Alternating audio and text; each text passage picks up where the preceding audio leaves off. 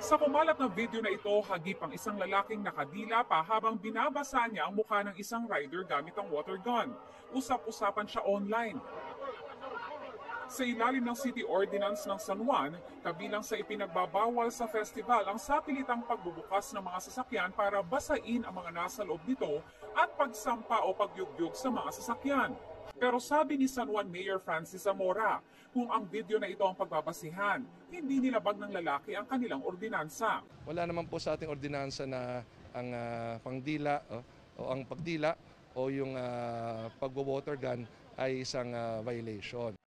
Walang nagrereklamo laban sa naturang lalaki dahil sa pambabasa. Kailangan po meron tayong private complainant para ma-file po ang kaso dito po sa ating prosecutor's office. Hindi siya napasama sa mga pinatawag ni Mayor. What?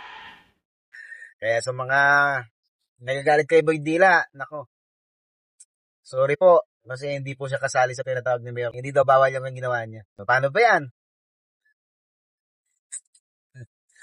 Good job kay Boy Dila. Ang galing mo. Instant celebrity ka na. Idol, Lodi ka. Mission complete!